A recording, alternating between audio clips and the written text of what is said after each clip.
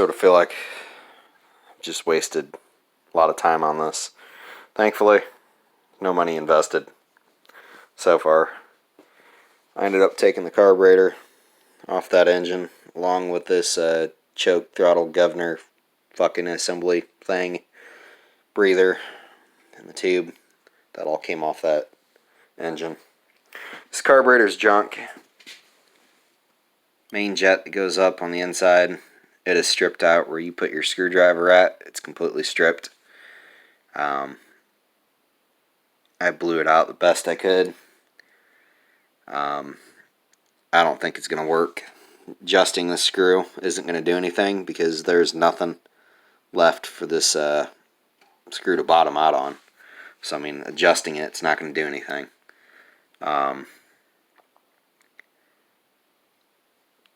Like I said before, it's a Saturday, so I had to reuse the gasket. Don't have a carb kit on hand. The only thing I really had on hand that was of any use was brand new fuel line and fuel filter. Cleaned out the fuel tank. Excuse me. I have a starter for it, but I don't have bolts to mount it to the block.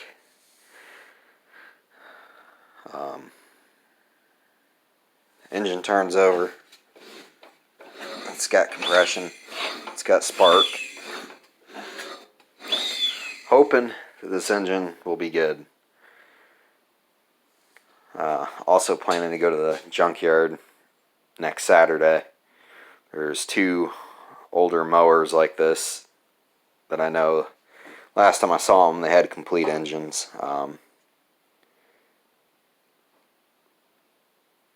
Maybe I'll just end up yanking a whole engine, or I'll just pull carburetors off. What I'd like to do is pull carburetor off along with this assembly and get another dipstick tube and drain and plug. That way I can put parts back on this engine to keep that engine complete. And then the other engine up there, I would just take the carburetor, the whole entire choke, throttle, assembly, and linkages, rebuild that carburetor and hope the shit that it's a good one to rebuild.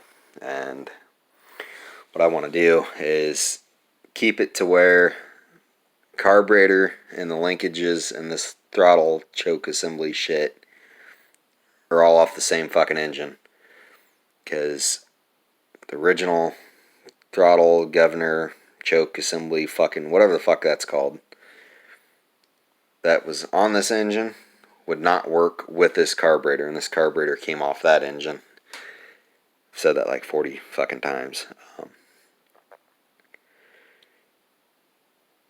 Yeah, so I mean, it wouldn't fucking work, so it's like, fuck it. That carburetor on that engine worked with that governor thing over there. So I just pulled it off, put it on here, and it works. Instead of using this manual choke cable here, all you gotta do is just push that up, and that chokes it. I wanted to use this, but there's nowhere for me to mount that. I mean, I know it goes there, but I don't have anything to bolt this into place to keep it from moving. So, unless, yeah, I don't know. Oh, wait a sec.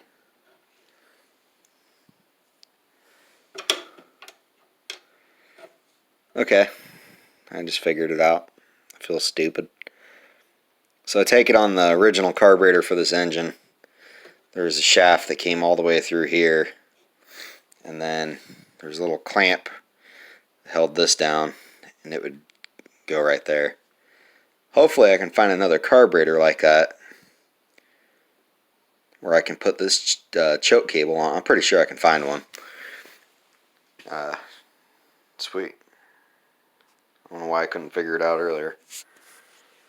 But I still have all the original parts that went to this engine, except for the carb. So I can put it back to its original form later. I think I already said it. New fuel line, fuel filter. Cleaned out the fuel tank. Got to put oil in the engine. And starter bolts. Battery and tires are going to be the last thing I buy for this. So I'll just end up using jumper cables and run power straight to the starter. Hopefully it'll run. It should run. Back in 2012 it supposedly ran, just needed carb work. Like I said a million times, it passed a compression test, leak down test. It's got compression, it's got spark. Honestly, I think it was a riding, working mower, and somebody just let it sit, went to the junkyard. Dude couldn't sell it whole, and people just started picking parts off of it. But yeah, I just love these old boxy looking mowers. I'm not a huge fan of this variable drive bullshit.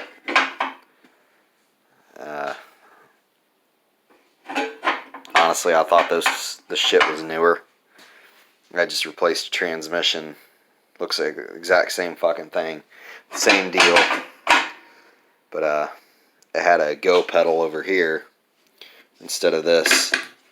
And that was like a newer Craftsman that was, I believe it was a 2016 or 2017. Well, no, that's when it was sold. Sold in 2016 or 2017. It was still fucking under warranty when I put the tranny in it. So, yeah, like I said, not a huge fan of this, but it's 1988. It's old. I like it. But, yeah, really not looking forward to doing tires. I think they're 20 to 30 bucks each just for the fronts. So, looking at 60 bucks just for the fronts.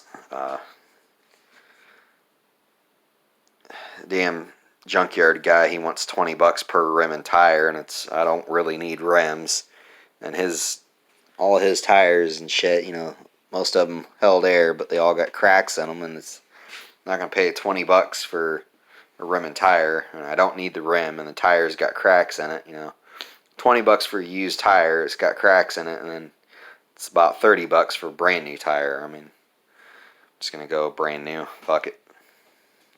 Unless I can find a good used one. Seat, I'm going to have to settle for a shitty one out of the junkyard. Recover it and replace it later on. If I still have this within a year, which I'm pretty sure I will, I'm going to end up taking this to a body shop and see if they can work their body man magic. Get that straightened out. Depending on how well it runs and how well it cuts, I would like to take it completely apart this winter, clean it up, and clear coat it. I don't want a gloss clear coat. I just want to protect it, preserve it, and I love the patina on it. It's originally a red color, and it's just so fucking faded that it's fucking orange now.